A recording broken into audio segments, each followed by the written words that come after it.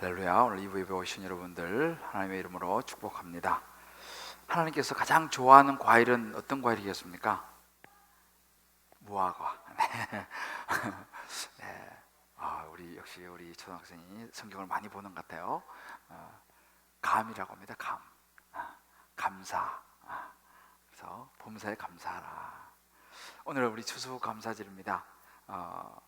한 해를 지켜주시고 이모저모로 추수하게 해주신 하나님께 참 너무 감사한데요. 우리 마음을 담아서 우리 하나님께 감사의 박수를 한번 할까요?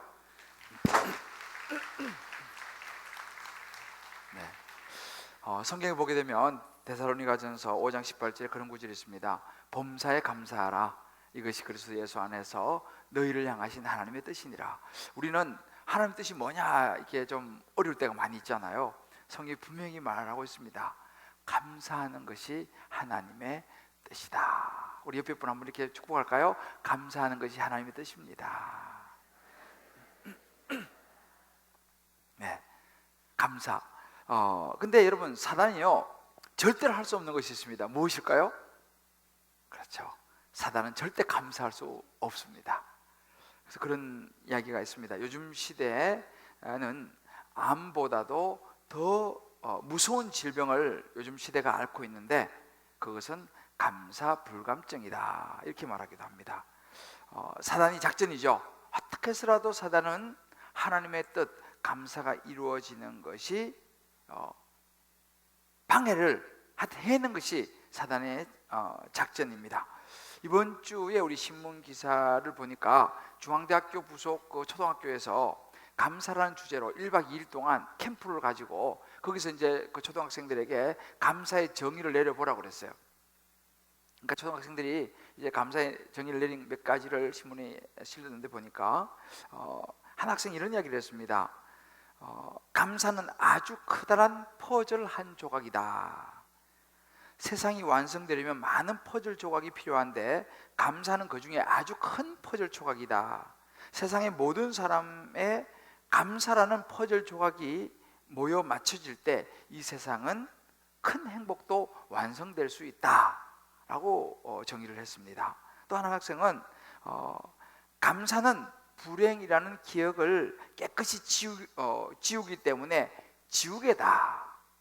또 어떤 학생은 이 감사는 사람과 사람 사이에 빈틈을 메워주기 때문에 염세다. 상당히 수준이 있죠. 저보다 나은 것 같아요.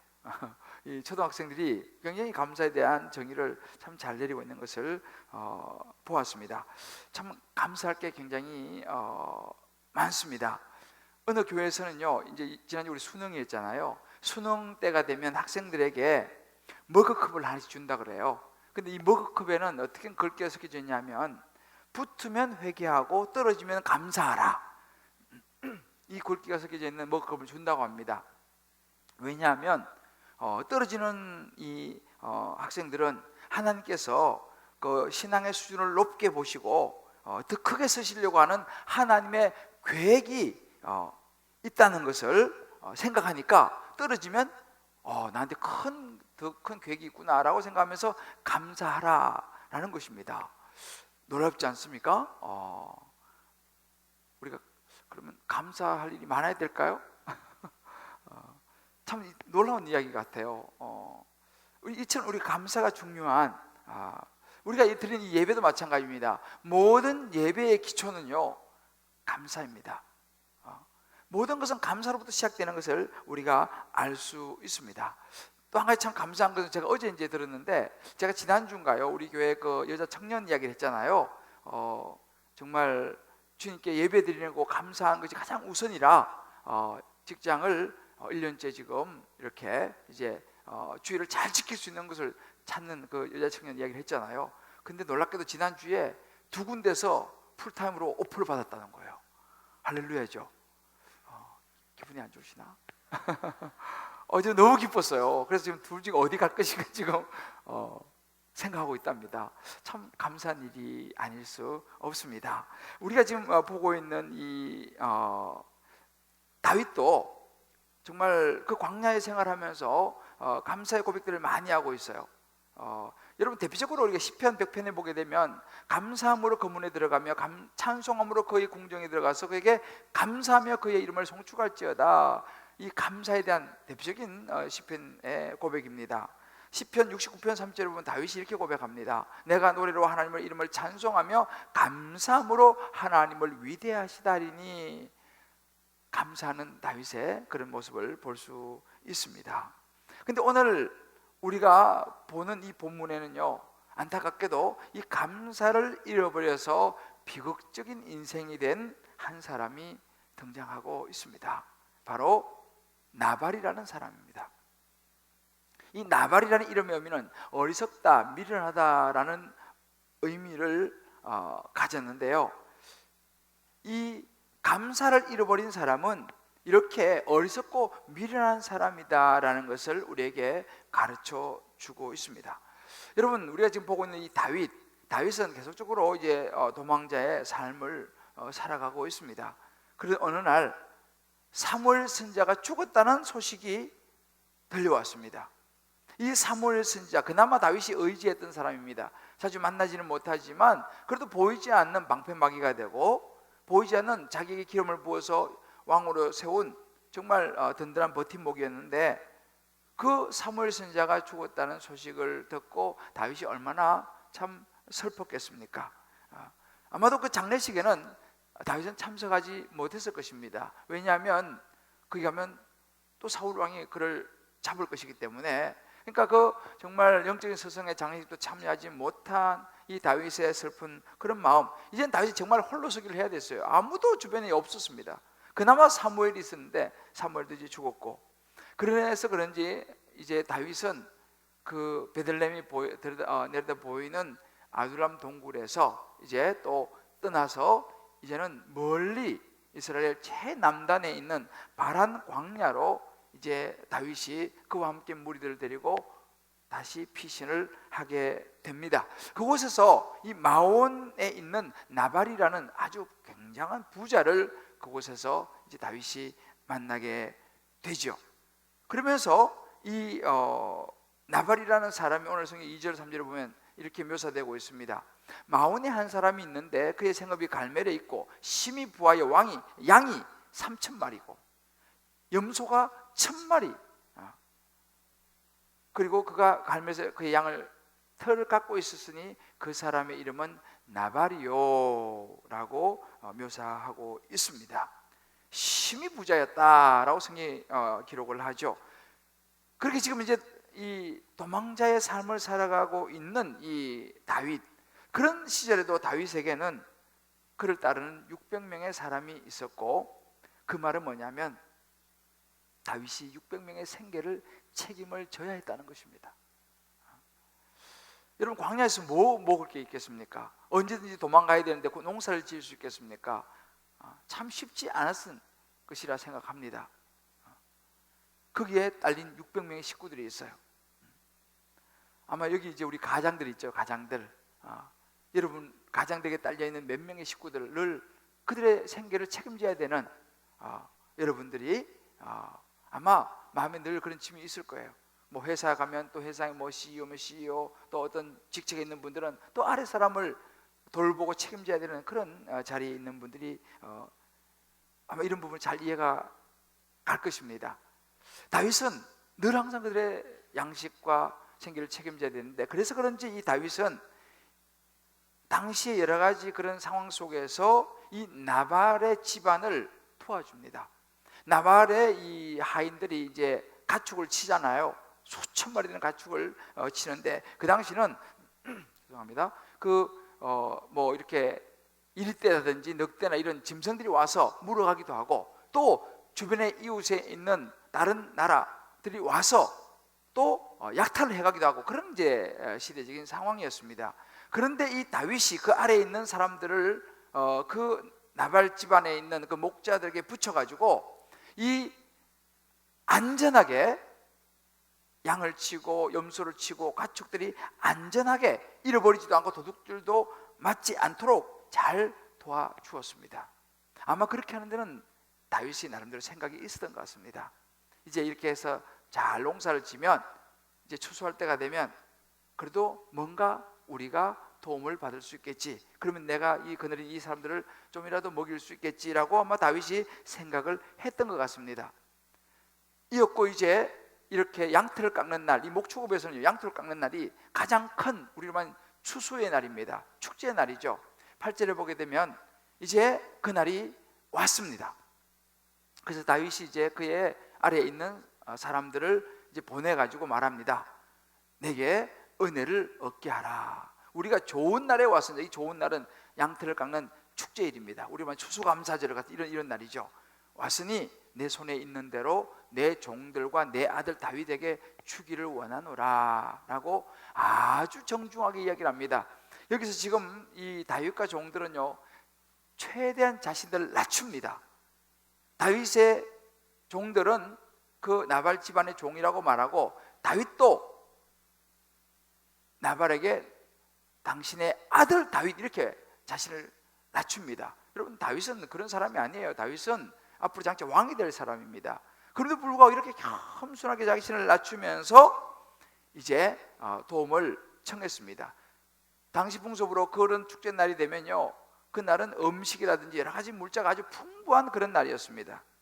이제 그날 다윗이 이제 사람들을 보내가지고 자기가 도운 것을 이제 상기시키면서 도움을 이제 청하는 그런 장면인데, 나발이요 아주 매정하게 거절을 해버립니다.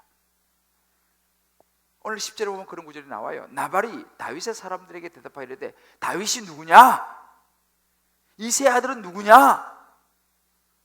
요즘 각기 주인에게서 억지로 떠나는 그런 종이 많다고 하더라 라고 아주 신랄하게 비꼬아서 무시를 해버리고 거절해버립니다.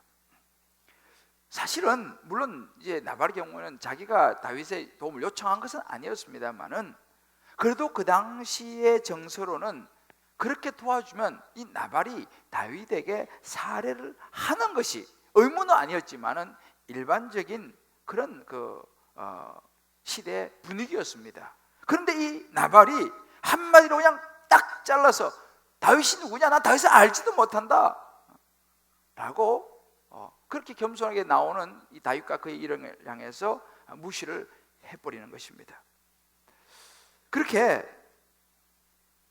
감사를 모르는 나발의 운명, 정말 하나님께서 기름 부어서 세운 장차 이스라엘 왕이 될 하나님의 사람 다윗을 알아보지 못하고 무시했던 이 나발의 운명, 어떻게 되었을까요? 불과 얼마 있지 않아서 38절에 보면 나옵니다. 한 열흘 후에 여호와께서 나발을 치심에 그가 죽으니라. 비극이었습니다. 나발은 그렇게 인생이 끝나고 말았습니다. 어떻게 그럼 이 나발의 이렇게 비극적인 인생으로 채 열흘도 정도밖에 살지 못하고 끝났을까를 가만히 보게 되면, 감사를 모르는 것에서부터 이 비극은 시작된 것을 성경 우리에게 말해주고 있습니다. 그렇다면 왜 나발이 감사하지 않았을까요? 감사를 잃어버렸겠습니까? 저는 오늘 이 말씀을 곰곰이 묵상하면서 이 다윗과 나발의 관계들을 묵상하면서 감사가 막히는 통로를 묵상해 보았습니다. 우리가 감사가 안 나오는 이유가 있어요. 감사를 잃어버린 이유가 있어요. 감사하지 않는 이유가 있더라는 것입니다. 그 첫 번째는, 이 감사가 막히는 통로가 첫 번째는 욕심이더라는 거예요. 우리 안에 있는 욕심, 그 욕심으로부터 나온 잘못된 분별력이더라는 것입니다. 우리 지난주에 봤잖아요. 분별이 너무너무 중요하지 않습니까? 근데 분별은 분별인데 욕심에서 나오는 분별력은 잘못된 분별력이더라는 것이죠. 여러분, 나발의 죽음은요, 욕심이 낳은 비극입니다. 오늘 우리가 읽은 이 본문에서 보여주듯이 오늘 그 2절에 보게 되면 이제 이 나발을 설명을 하는데, 처음부터 나발이라는 이 사람 이름을 이야기한 것이 아니고 양이 3,000마리요 염소가 1,000마리라고 하는 이 나발이 가지고 있는 재물을 먼저 소개하는 것을 보게 돼요. 그리고 그 사람의 이름은 나발이라. 무슨 이야기입니까? 나발의 삶의 중심이 어디 있는가를 이 구절은 우리에게 사실은 보여주고 있는 것입니다. 나발은 이렇게 심히 부자였지만 나발의 삶의 중심에는 그 부가 있었다라는 것을 얘기해 주는 거죠. 3절에 보게 되면 나발이 이렇게 묘사합니다. 남자는 아비갈과 이제 이 나발을 얘기하면서 남자는 완고하고 행실이 악하며 그는 갈렙 족속이었더라. 여러분 갈렙 족속은요 요소와 갈렙 아주 정말 하나님의 뜻을 따라 살았던 사람이에요. 근데 이런 족속 중에서도 이런 사람이 나올 수 있다는 것을 보여줍니다. 이 나발은 완고하고 고집이 세고 행실이 아주 심히 악한 그런 사람이다 라고 묘사합니다. 무엇입니까? 자기의 재물에 욕심으로 가득 찬 온통 재물의 마음을 빼앗기고 감사를 잃어버린 나발, 그의 이름처럼 그는 어리석고 참 미련한 사람이었다는 것을 보여주고 있어요. 다윗이 도움을 청했습니다. 좀 전에 제가 말씀드렸죠. 다윗이 도움을 청할 때 다윗이 누구냐? 이렇게 이야기하죠. 요즘 아이들 말로 완전히 개 무시를 하고 있는 것입니다. 완전히 그냥 밟아버리는 것이죠. 여러분 이 나발이요 다윗을 몰랐을 리가 없습니다. 다윗이 누구냐? 이새의 아들. 그는 이미 다윗이 이새의 아들이라는 것도 알고 있었다는 것을 그 구절은 보여줘요.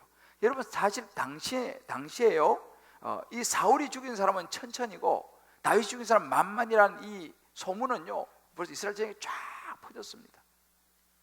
그러니 다윗을 모를 리가 없겠죠.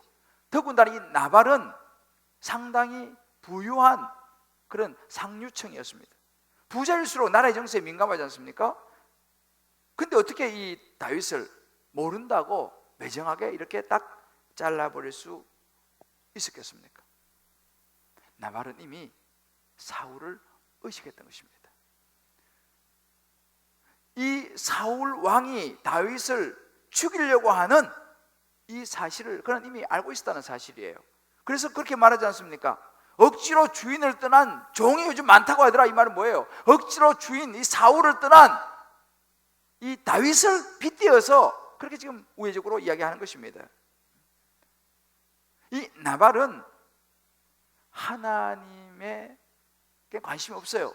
하나님이 버리신 사울, 하나님에 관심이 없으니까 지금 권력의 실세가 사울이 왕 아닙니까? 그러니까 권력의 실세에 그것만 생각하면서 그는 전적으로 사람을 의지한 사람이었어요. 사울이라는 권력, 왕, 그 사람만 의지하면서 그의 편에 섰던 것입니다. 그러니까 당연히 사울 편에 서면은 다윗은 완전히 무시라고 밟아버려야지 자기와 사울의 관계가 더 돈독해질 수 있었다는 사실이에요. 이것이 나발의 모습이었습니다. 욕심이 눈을 가리면요 이렇게 여러분 매정한 사람이 되는 거예요. 욕심이 우리로 하여금 이렇게 분별을 하지 못하게 한다는 것입니다. 나발은 온통 자기 자신에 대한 생각, 자기의 재물에 대한 생각, 그것밖에는 없습니다. 여러분 배신이 어디서 나옵니까? 결국 배신이라는 것도 욕심에서 나오는 것입니다. 자기 것 챙기는 데서 배신이 나오는 거예요. 다른 사람 돌아볼 겨를이 없습니다. 조금이라도 내 것이 충날까 싶어가지고 그거 그냥 부둥켜 안는데 자기 외의 모든 것들, 자기와 관련이 없는 것은 아주 매정하게 잘라버리는 이것이 바로 욕심인 것입니다. 그래서 그런 이야기잖아요. 부자가 아무나 되는 게 아니요, 그런 말이잖아요.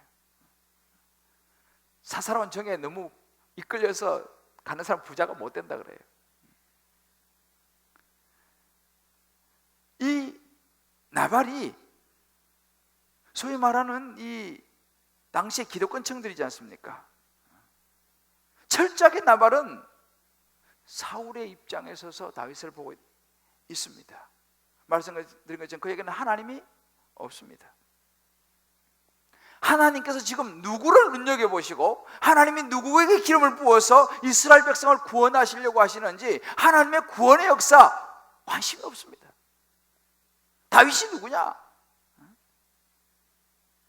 전적으로 이 나발은요, 그 마음속에 완전히 세상적인 가치관, 세속적인 가치관으로 그저 많은 재산을 모으는데 모든 관심이 가 있지, 우리로 말하면 뭐 영혼 구원, 뭐 복음을 전하는 거 관심이 없습니다. 열심히 신앙생활하고 관심이 없습니다. 오늘 25절에 보게 되면요, 이 불량한 사람 나발이라고 이야기합니다. 그 부인이 이야기하는데, 이제 이 아비가일의 이야기는 우리 다음 주 좀 보겠습니다만, 이 불량한 사람 나발을 개의치 마소서. 그의 이름이 나발이라. 그는 미련한 자니이다. 감사를 모르는 자신의 모습, 그리고 자기가 눈에 보이는 재물만 움켜쥐려고 하는 이런 자신의 모습이 얼마나 하나님 앞에 불량하게 보였는지, 어리석은 자의 모습인지 나발은 깨닫지 못한 사람이었습니다. 저는 이 말씀을 묵상하면서 내 안에 있는 나발을 곰곰이 생각해 보았습니다. 내 안에는 나발이 없는가? 내 안에 있는 이 욕심이 나의 눈을 가리워서 하나님을 슬프게 한 적은 없는가? 내 안에 있는 욕심이 내 눈을 가리워서 잘못된 판단을 하고 잘못된 생각을 하고 잘못된 것을 분별한 내 모습을 없는가 돌아보니까 이런저런 생각이 나더라고요.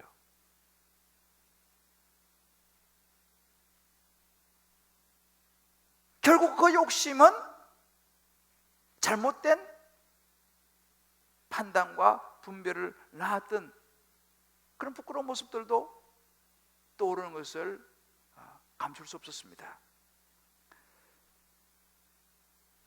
바로 나발의 모습이죠. 감사와는 무관한 자기중심의 모습. 여러분 보세요. 신약에 와서 예수님을 십자가에 못 박았던 사람들 누구였습니까? 그들은 성경을 잘 아는 대제사장들, 서기관, 바리새인들이었습니다. 그들이 왜 예수님을 십자가에 못 박았습니까? 욕심이었습니다. 기득권이라는 이것을 놓기 싫었고, 자기들이 생각하는 메시아라고 하는 자기들의 전통과 자기의 틀을 놓고 볼 때 나사렛에서 어떻게 선한 것이 날 수 있겠느냐라는 판단에 선 것입니다. 자기의 것을 지켜야 되기 때문에 그 욕심이 잘못된 분별을 낳았던 것이죠. 그리고 우리를 구원하러 오신 예수 그리스도를 십자가에 못 박여 죽였습니다. 욕심에서 비롯된 잘못된 분별력의 모습입니다. 이것이 나발의 모습이었습니다. 우리가 기억을 상실해가는 알츠하이머 병이라고 하는 이 병에 걸린 남편을 돌보기 위해서 미국은요, 이 대법관이 되면 종신직이라고 그래요. 그래서 미국에서 이렇게 유명한 사람이 한 분 있는데, 미국 사법사상 최초의 여성 연방 대법관을 지냈던 샌드라 데이 오코너라고 하는 이 여사의 실제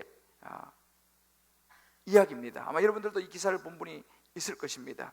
이분이 2006년도에 그 종신적인 그 대법관직을 내려놓고 은퇴를 합니다. 왜냐하면 자기가 그렇게 사랑하는 남편이 이 알츠하이머병이 걸려가지고 그 남편하고 좀 더 많은 시간을 보내기 위해서 이제 은퇴를 하고 남편을 돌봅니다. 그런데 이 남편이 아마 이제 몸이 뭐 여러 가지 이제 아마 건강이 많이 안 좋아졌는지 요양원에 좀 있게 되는데, 그 요양원에서 한 치매 여성하고 사랑에 빠지는 거예요.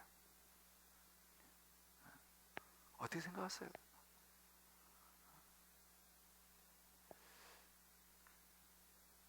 여러분이 근데 여기 그 기사에 보면요, 이 남편이 그 사랑에 빠진 그 여성하고 손잡고 산책도 하고 또 키스도 하고 이런 것을 이 샌드라 부인이 목격을 하게 돼요. 여러분이면 어떻게 하시겠어요? 이것이 사람이에요.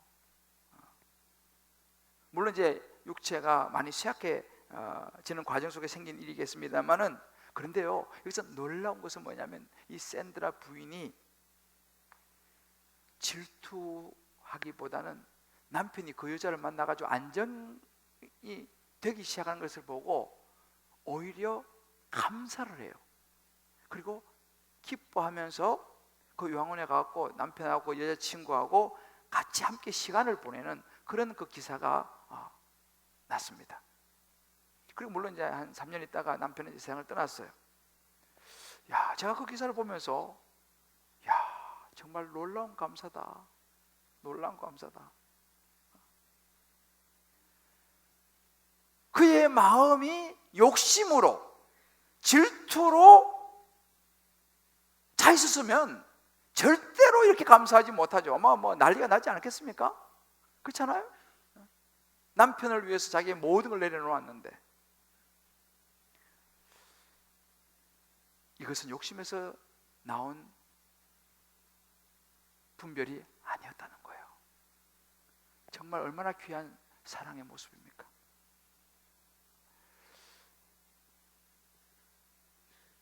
우리 오늘 이 말씀을 가지고 각자 한번 우리에게, 자신에게 한번 적용해 보았으면 좋겠습니다. 나는 욕심으로 말미암아서 분별하지 못하고 감사를 잃어버린 것은 없는가? 나는 정말 나에게 영적으로나 또 여러 가지 삶의 부분에 있어서 정말 은혜를 베푼 그 사람을 무시한 적은 없는가? 내 안에 나발과 같이 감사를 잃어버린 부분은, 그런 모습은 없는가? 너무 나는 내 중심이라서 내 주변 사람들에게 관심도 없고 너무 내가 교만하게 행동한 그런 모습은 없는가? 하나님을 향해서도 너무 내가 인색하지 않는가? 그런 나발의 모습은 없는가? 저 여러분이 오늘 이 말씀 가운데 한번 적용해 보았으면 좋겠습니다. 두 번째로 감사가 막히는 통로는 소유에 있는 것을 보았습니다. 나발이 그가 가진 모든 소유가 자기 것이라고 하는 생각, 우리가 가진 이 소유가 내 것이라고 하는 이 생각이 감사를 막더라는 것입니다. 오늘 우리 10절 11절에 보면 그런 구절이 있습니다. 나발이 다윗의 사원들에게 말하죠. 아까 우리가 봤죠. 다윗은 누구며 이 세 아들은 누구냐? 요즘 주인에게서 억지로 떠나는 몹쓸 그런 종들이 많다고 하더라 라고 말하면서 11절에 이렇게 얘기합니다. 내가 어찌 내 떡과 내 물과 내 양털 깎는 자를 위하여 잡은 고기를 갖다가 어디서 왔는지도 모르는 자들에게 주겠느냐? 이렇게 말합니다. 이 말 속에는 어떤 의미가 들어있습니까? 나발은 지금요 자기를 강조하는 것입니다. 내가 내 떡, 내 물, 내 양털 다 자기 소유라는 것입니다. 자기가 가진 모든 물질도 자기 것이고 자기가 모든 것을 항상 주인이라고 하는 생각을 그는 하고 있었죠. 모든 관심은 자기 자신이었습니다. 자신만 생각하는 사람, 바로 사울 같은 그런 인물이었죠. 사울도 하나님의 어떤 구원의 역사보다는 자기, 그리고 자기 자식 온통 거기에 집중하고 있으니까 다윗을 죽이려고 끝까지 쫓아다니는 나발과 비슷한 그런 모습이었습니다.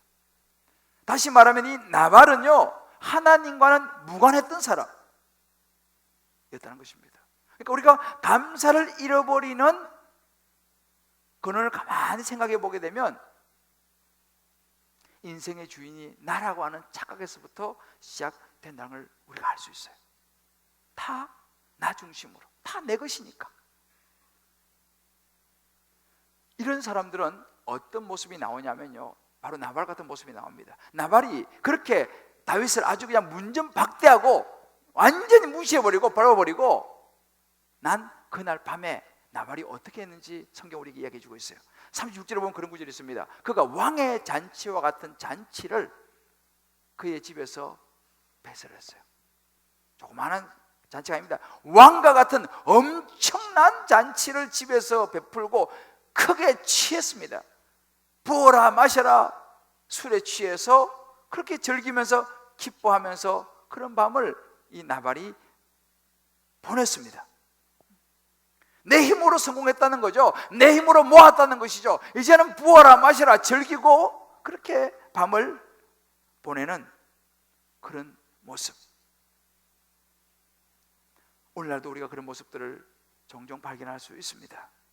영원히 살 것처럼 잔치를 벌이고 즐기고 취했습니다. 그러나 사실은 나발의 생명은요, 바람 앞에 등불과 같은 그런 상황이었어요. 자기는 몰랐죠. 이 소식을 들은 이 다윗이 크게 분노했습니다.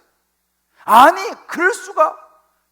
그래서 오늘 우리가 읽었던 13절에 보게 되면 다윗이 그와 함께한 사람들 400명에게 칼을 쳐라. 200명은 소유를 지키고 400명 칼을 쳐라. 그러면서 400명을 데리고 나발의 집안을 몰살시키기 위해서 출발하는 장면이 나와요. 여러분, 다윗은 굉장한 장군입니다. 수많은 블레셋 군대를 싸워 이겼던 장수예요. 이런 다윗이 400명을 데리고 나발의 집에 습격을 하면 나발의 집은 완전히 몰살하는 것이죠. 여기서 물론 이제 아비가일의 지혜가 나옵니다. 그 부분을 다음 주에 좀 우리가 보도록 하겠습니다. 그날 밤에 자기는 먹고 마시고 즐기고 그런 잔치를, 왕 같은 잔치를 베푸는데 자기의 목숨은 바람의 등불 같은 그런 존재였다는 것을 나발은 모르고 있었어요. 술에 취해가지고 아침 한번 늦게 일어났겠죠. 일어났을 때 부인이 와서 비로소 이야기해 줍니다. 전날 밤에 어떤 일이 있었는지를 이야기를 해줘요. 그 이야기를 들은 이 나발은 37절 하반절에 보면 술이 깬 후에 그 간밤에 있었던 이야기를 들으니까 얼마나 소름이 끼쳤겠습니까? 낙담하여 몸이 돌과 같이 되었어요. 너무너무 놀랐죠. 그리고 한 열흘 후에 여호와께서 나발을 치심에 그가 죽었더라. 다윗이 친 게 아니에요. 하나님이 그걸 막으셨어요. 하나님이 직접 나발을 치셨습니다. 이것이 어리석은 인생의 마지막 모습이었어요. 이것이 나발의 인생이었습니다. 우리도 세상을 살아가다 보면 이럴 수 있다 이 말이에요. 내 인생의 주인이 나인 것처럼 정신없이 뛰고 달리고 땀 흘리면서 살아갈 수 있다는 것입니다. 그 자체가 나쁜 것은 아닙니다만은 우리의 모든 삶의 주인을 알지 못하고 살아갈 경우는 언제든지 하루아침에 이렇게 무너질 수 있다는 것을 성경 우리에게 보여줍니다. 여러분 잘 아시는 애플의 최고 경영자였던 이 CEO 스티브 잡스를 아시죠? 이 스티브 잡스가 56세로 췌장암으로 갑작스럽게 이제 세상을 떠났습니다. 그의 재산이 얼마냐면 9조 3천억 원. 느낌이 안 오시죠? 9조 3천억 원이에요, 이 재산이. 그래서 이 스티브 잡스가 이제 세상을 떠나면서 마지막 남긴 말이 있어요. 좀 제법 긴데 그 중에서 제가 몇 줄만 추려서 말씀드리면 그가 마지막 남긴 말이 이런 얘기를 했습니다. 내 인생을 통해 얻은 부를 나는 가져갈 수 없다. 그런 얘기를 했습니다.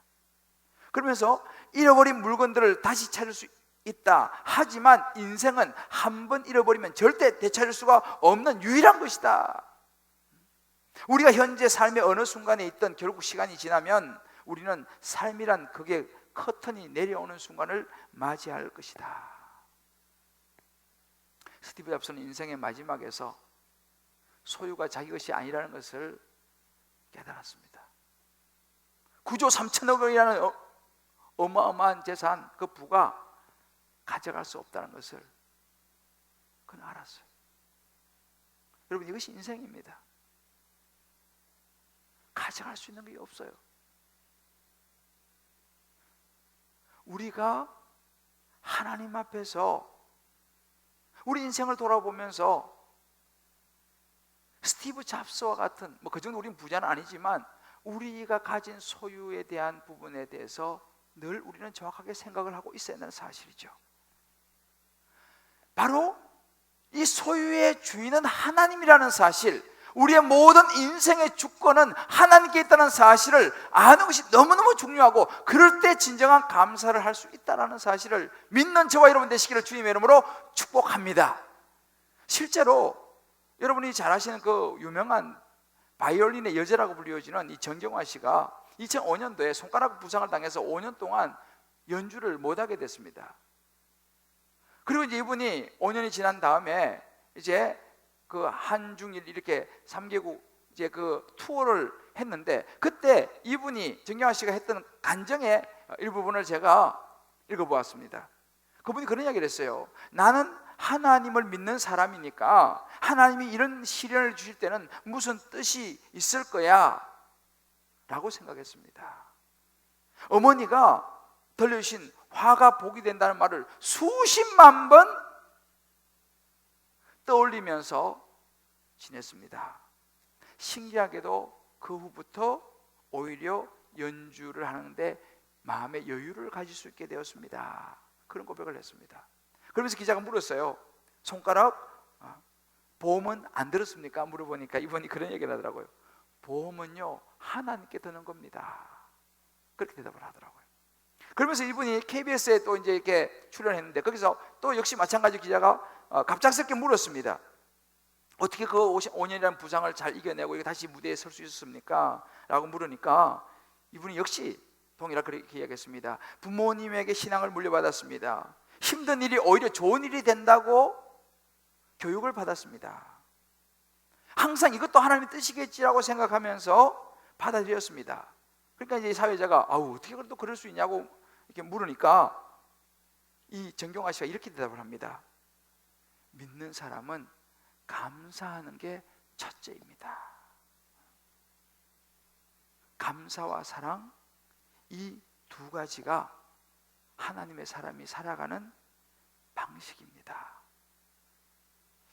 제가 거기 기사를 읽고 참 마음에 감동을 받았습니다. 바이올린의 주자에게 손가락을 다쳐서 그것도 5년 동안 연주를 못한다는 것은 얼마나 정말 힘든 일이겠습니까? 그런데 그 가운데서도 하나님의 주권을 인정하고 그가 감사할 수 있다는 사실,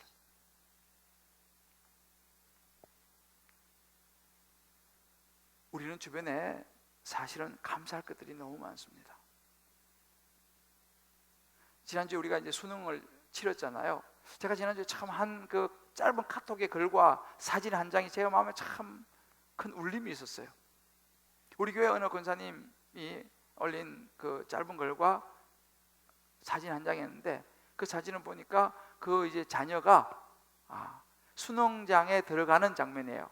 가방 메고 들어가는 뒷모습을 딱 찍었어요. 그래서 이제 거기다 이렇게 적어놨어요. 이렇게 수능장에 시험 보러 들어갈 수 있는 이 자체가 얼마나 감사한지 모릅니다. 뭐 들어가서 시험 잘 보고 못 보고 그건 두 번째고, 일단 시험이라도 보러 수험장에 들어가는 자체가 너무 감사해가지고 뒷모습을 찍어서 올렸더라니까요.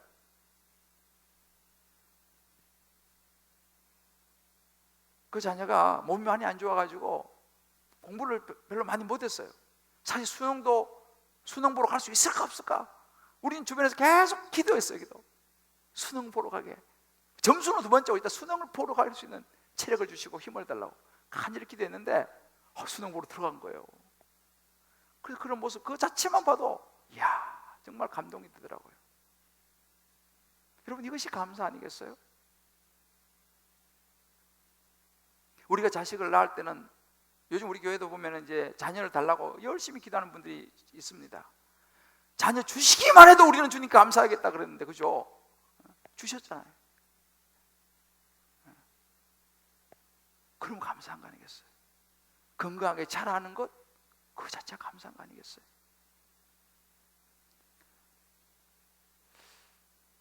오늘 이 말씀을 우리 한번 적용해 봤으면 좋겠습니다. 나는 나의 소유의 주인이 정말 하나님이라는 것을 인정하는가? 하나님의 것을 내 것이라고 생각하면서 감사하기보다는 혹시라도 아까워하지 않는가? 욕심이 나의 눈을 가리고 있지 않는가? 이미 주신 것은 생각하지 않고 아직 받지 못한 것에 대해서 불평하고 원망하며 살아가고 있지 않는가? 욥은 주신 것도 여호와시요 가져가신 것도 여호와시라고 하면서 하나님을 찬양하는데 나는 어떠한가? 제가 오늘 여러분에게 이 샬롯 키틀리라고 하는 이 36세 36살의 나이로 대장암으로 이제 세상을 떠난 이 두 아이의 엄마의 이야기를 여러분, 이분이 마지막에 이제 세상을 떠나면서 블로그에 올린 글이 있어요.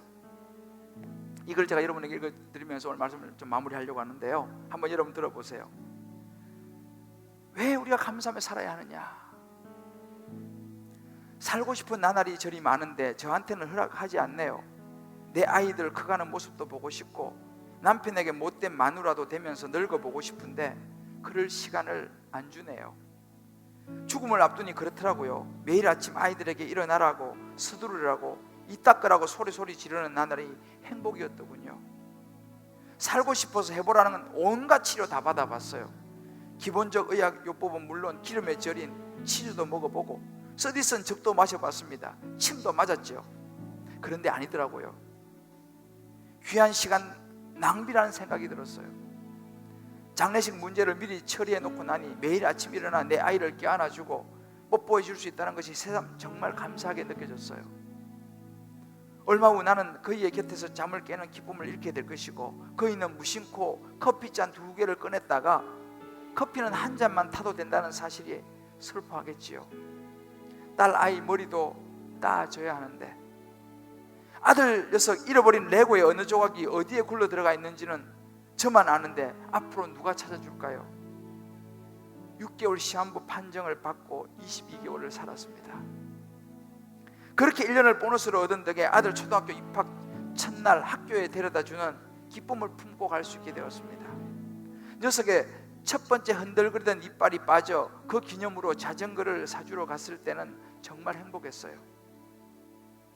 보너스 1년 덕에 30대 중반이 아니라 30대 후반까지 살고 가네요. 복부 비만이요? 늘어나는 허리둘레? 그거 한번 가져봤으면 좋겠습니다. 휘어지는 머리카락이요? 그거 한번 뽑아봤으면 좋겠습니다. 그만큼 살아남는다는 얘기잖아요. 저는 한번 늙어보고 싶어요. 부디 삶을 즐기면서 사세요. 두 손으로 삶을 꽉 붙드세요. 여러분이 부럽습니다. 사랑하는 성도 여러분, 우리는 어떻습니까?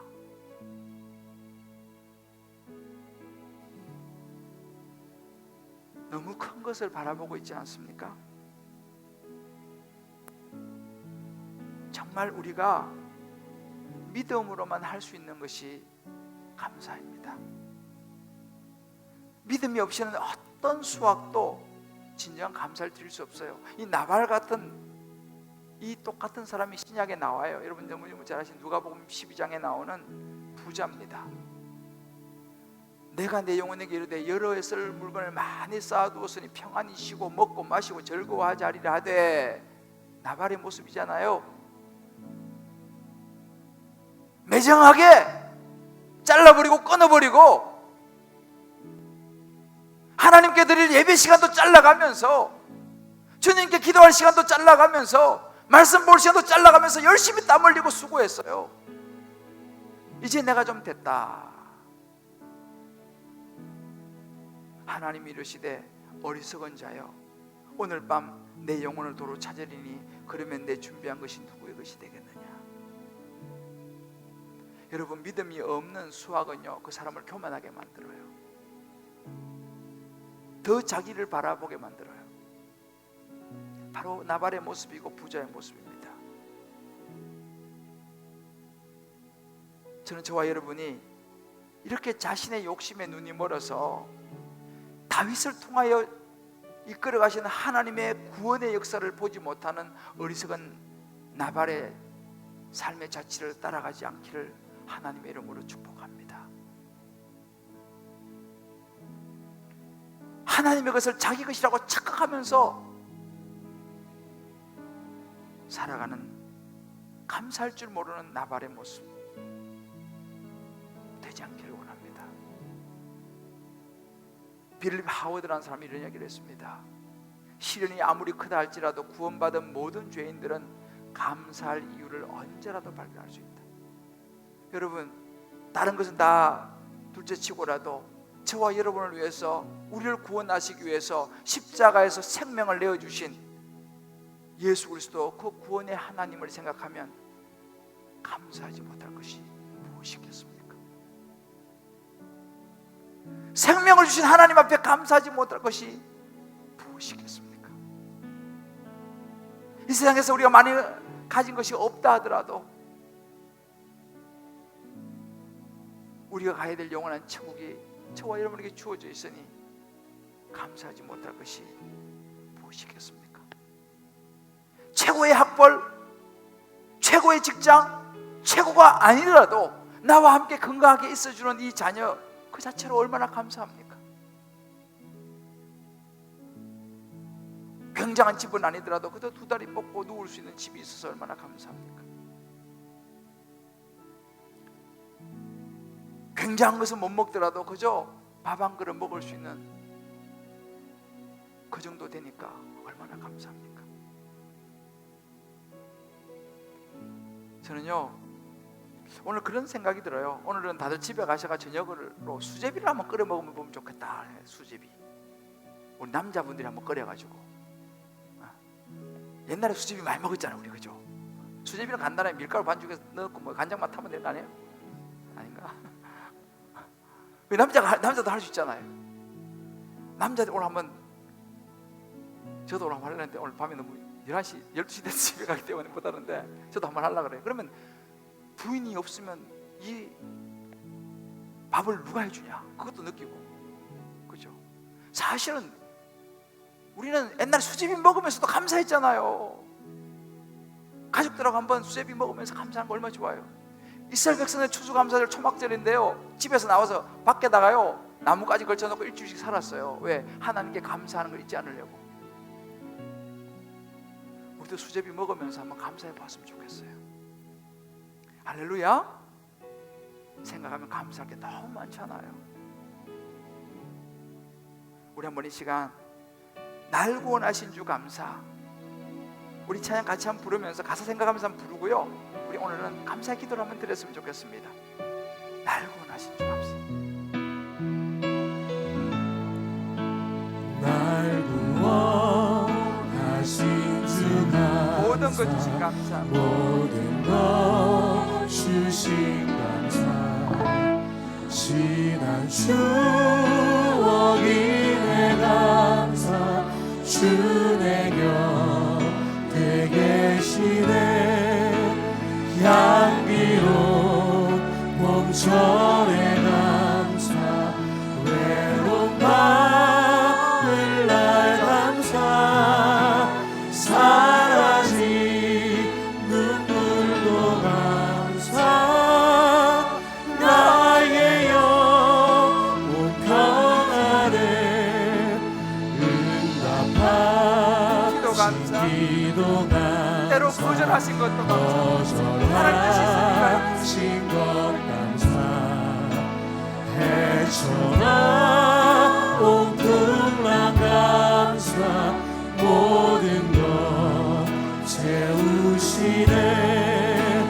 아픔과 기쁨도 감사, 절망스의 위로도, 절망스 위로 감사, 중량도 다르게 감사, 크신 사랑 감사해. 길가에 장미꽃 감사, 장미꽃 가시로, 장미꽃 가시 감사,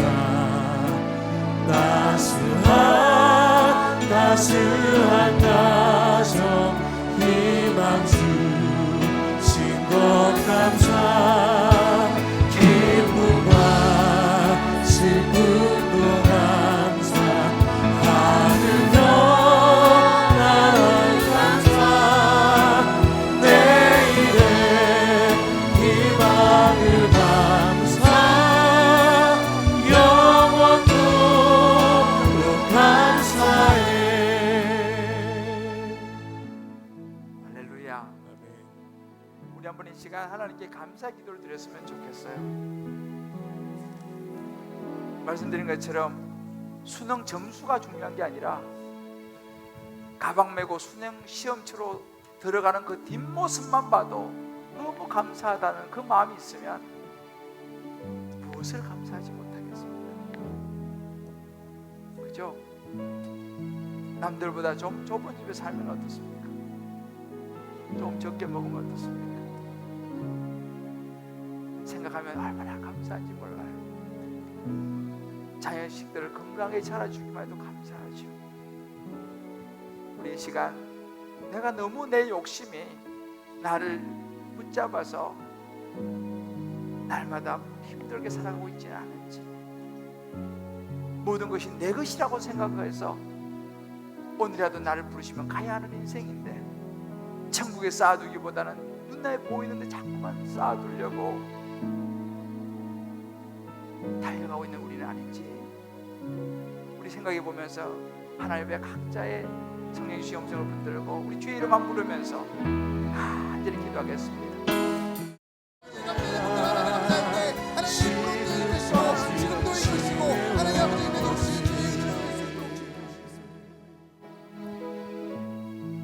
하나님 아버지,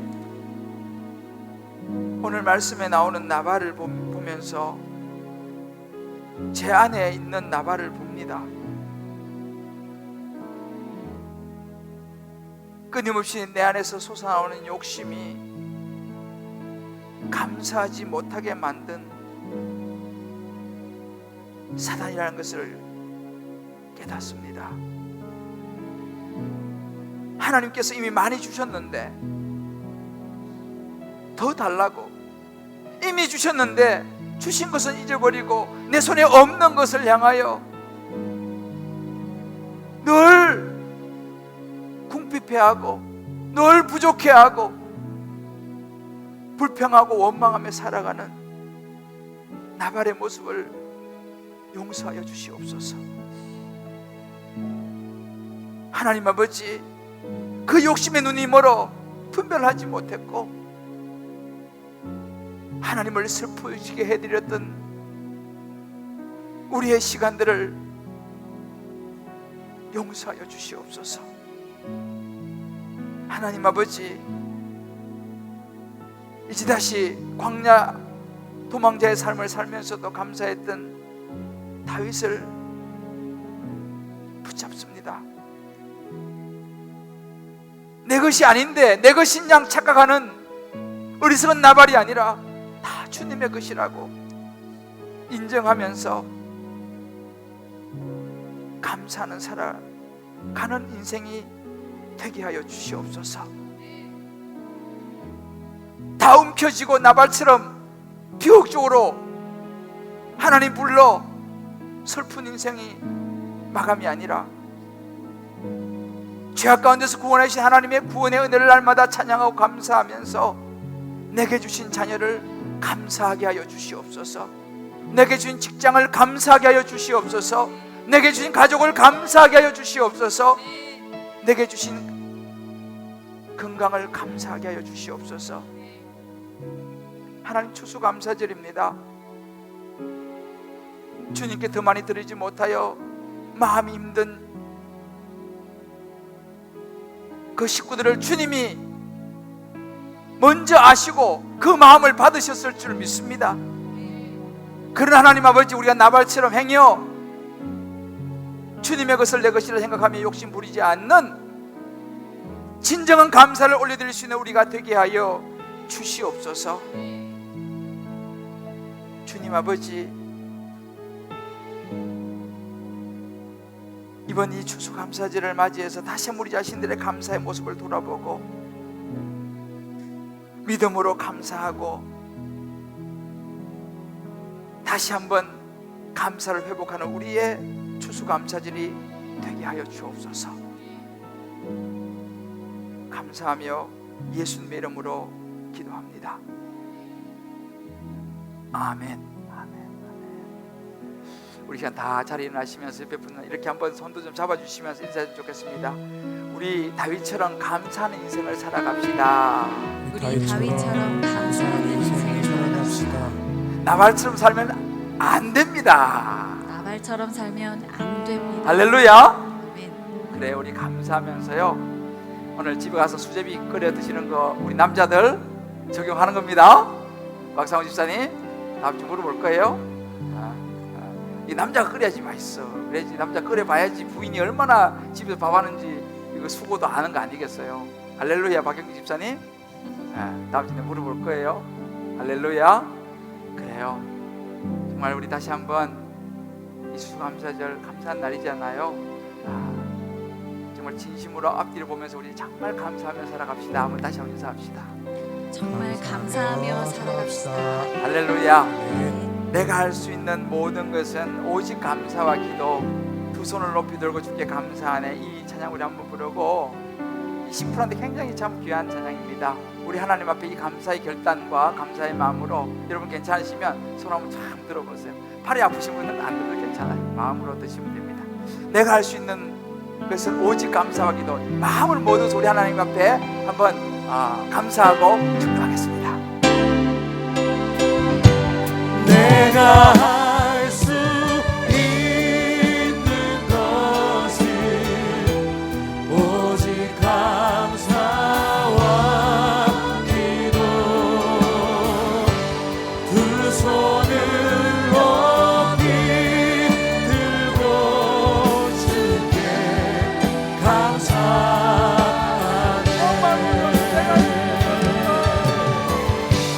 내가 할 수 있는 것은 오직 감사와 기도.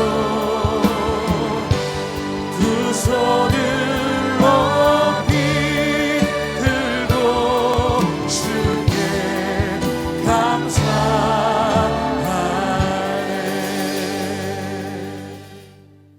이제는 우리를 죄악 가운데서 구원하여 주신 예수 그리스도의 크신 은혜와 한량없는 하나님의 사랑하심과 성령의 역사하심이 오늘 이제 정말 광야 가운데서도 감사의 끈을 놓지 않은 다윗의 인생을 보면서, 어리석은 나발의 인생을 보면서 이제 내가 정말 하나님 앞에 감사하며 살아가리라.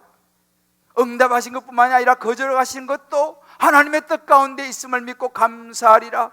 모든 삶의 사소한 것으로 인하여 내가 감사하며 살아가리라는 결단하는 모든 하나님의 백성들 한 분 한 분 머리 위에 참으로 추수감사절을 맞이하며 정말 마음으로 정성을 다하여 드리는 그 축복된 추수감사의 손길 위에 어려운 중에도 주님 앞에 나와 11조 예물로 감사로 구제로 선교로 이모저모 마음의 소원으로 특별한 마음으로 드리는 축복된 예물 위에 이런저런 일로 지방과 해외에 나가는 모든 권속들, 군문에 가 있는 우리 모든 자녀들, 특별히 수능을 이제 보고 진로를 준비하며 기도하는 모든 가정들 머리 위에 이제부터 영원토록 함께 하시기를 간절히 축원하옵나이다.